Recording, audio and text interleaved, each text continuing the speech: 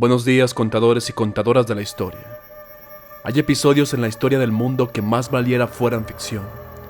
La obra de algún escritor o escritora sádico que plasma en las páginas su lado más oscuro, pero no lo son. O, en la historia que no te cuentan, 10 datos espeluznantes sobre la Inquisición española. Creada para recaudar. En la península comenzaba a vislumbrarse un nuevo reino que acabaría siendo la futura España. Sus monarcas eran Isabel y Fernando, unos reyes jóvenes que vieron las arcas de sus reinos un tanto vacías. Y es que se había perdido mucho en Castilla en tiempos pasados de la mano de Enrique IV, y la guerra con Portugal por el cetro castellano no vino tampoco muy bien. Lo mismo le pasaba a Aragón, un reino cansado tras haber hecho guerra con el francés y el navarro. En ese contexto, Isabel tuvo la gran idea de potenciar la creación de la Santa Inquisición, que vendría a perseguir a los judíos españoles, aquellos que recaudaban los impuestos, eran médicos prestigiosos, grandes comerciantes o importantes prestamistas. Vamos, eran los que tenían el dinero, pues. Si se deshacían de los judíos, confiscarían sus bienes y sacarían dinero, pensó Isabel. ¿Quién pensó lo mismo siglos después?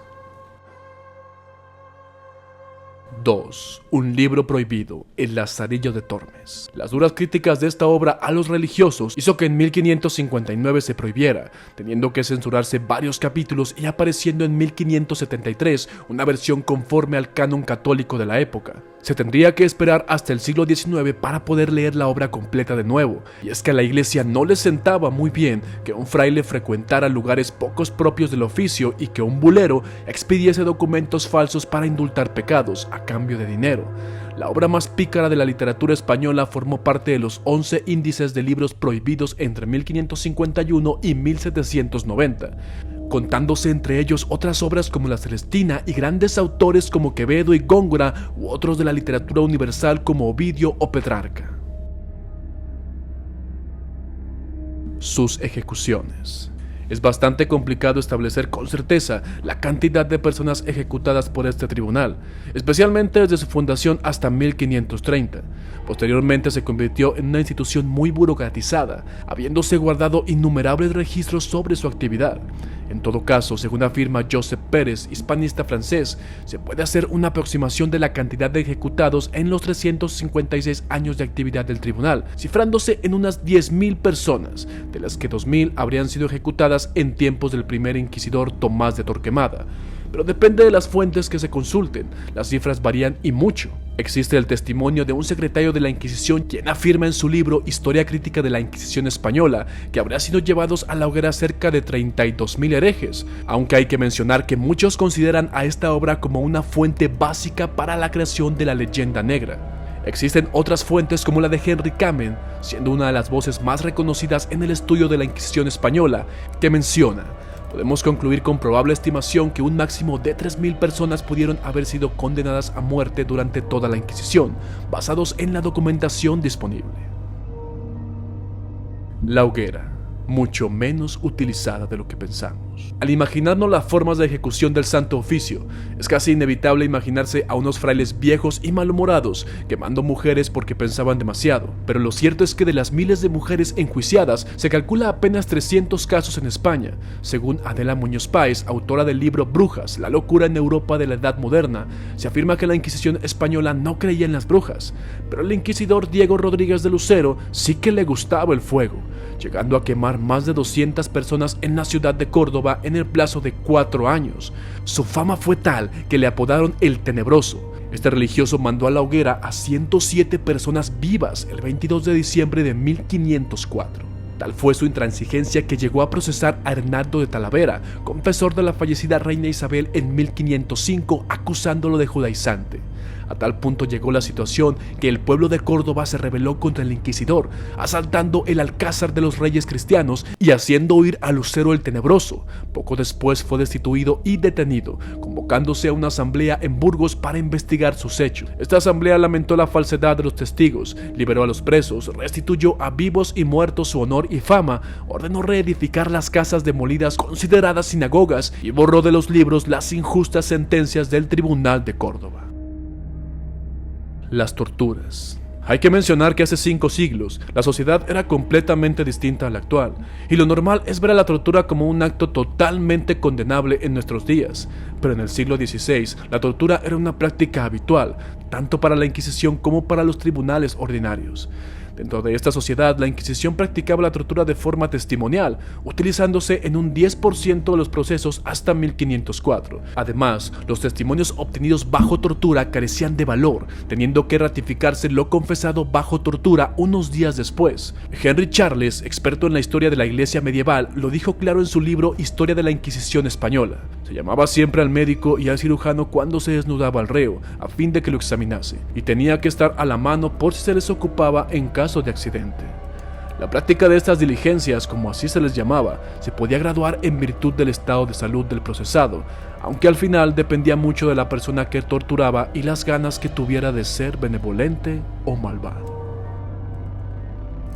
Era muy selectiva. Normalmente creemos que la Inquisición tenía por misión purgar a personas que tuvieran una religión distinta, pero no es del todo cierto, porque lo que hacía el Santo Oficio era perseguir a los falsos conversos, es decir, solo tenía jurisdicción para auditar a aquellos que se hubiesen convertido al cristianismo y que lo hubiesen hecho de forma correcta.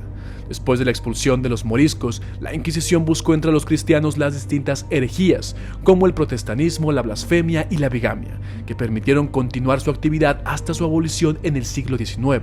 Y lo bueno para la Inquisición era para los suyos, es decir, los excesos cometidos por los eclesiásticos y las monjas tendían a ocultarse al conocimiento del resto de los mortales. Ellos sí podían pecar. La Inquisición en América. La Santa Inquisición en América se estableció oficialmente en 1570 en Nueva España y en Perú, y en 1610 en Nueva Granada, Venezuela, Colombia y Panamá. Por aquel entonces, la relación espiritual era habitual y muchos españoles solían tener una mujer en España y otra en América. Tras haberse establecido por parte de Felipe II, la Inquisición en América fue una institución más policial que moral, y hasta 1700 el número total de ejecutados fue de 72 personas. El nieto de Nezahualcóyotl. Carlos Ometeotsin es otro de los protagonistas más famosos de la historia de la Inquisición española.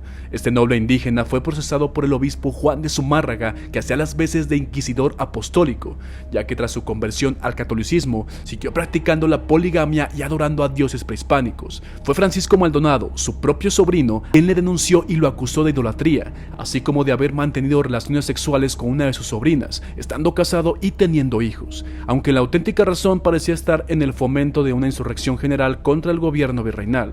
Sea como fuere, tras haberle encontrado los ídolos mexicas de Quetzalcóatl y Xipetotec en un altar, fue llevado a la capital del virreinato de la Nueva España, donde fue juzgado por el obispo Juan de Zumárraga. El procesamiento, no obstante, generó algunas dudas, pero el virrey Mendoza determinó que la ejecución era la solución ideal para que tomasen ejemplo el resto de señores y caciques. Carlos fue quemado en la Plaza Mayor de la Ciudad de México, tras haberse leído la sentencia y haber exhortado a los suyos a abandonar los cultos paganos. Esta ejecución fue condenada por el monarca Carlos I de España y sentó las bases para que los indígenas fuesen considerados neófitos, es decir, quedaran fuera de la jurisdicción de la Inquisición al no tener la fe católica lo bastante arraigada como para poder ser responsables de herejía.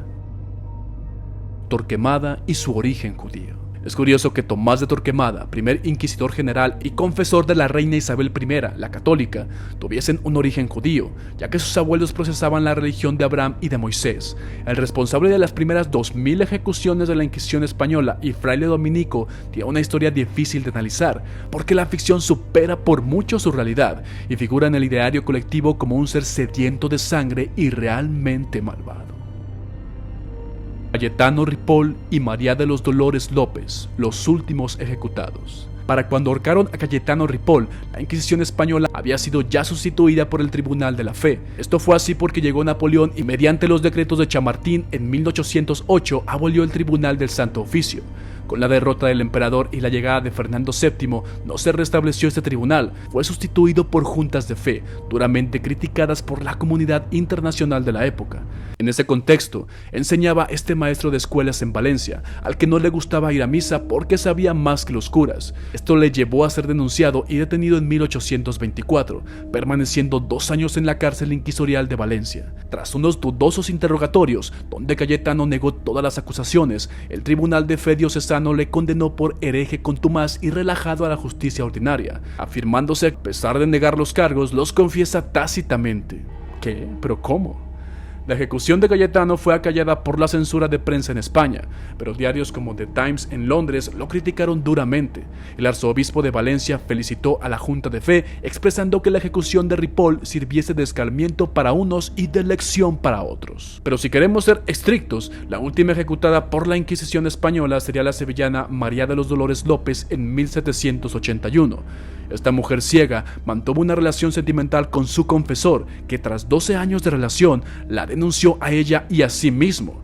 María de los Dolores fue condenada a garrote y posteriormente se quemaron sus restos en la hoguera. Hasta hace muy poco tiempo a la historia la moldeaban los vencedores. Ellos decidían qué color poner a cada suceso. La Inquisición española. Un episodio lleno de corrupción y abusos, pero que tal vez no fue tan despiadado como todos pensamos. Yo soy Fernando Magaña. Nos vemos en la próxima.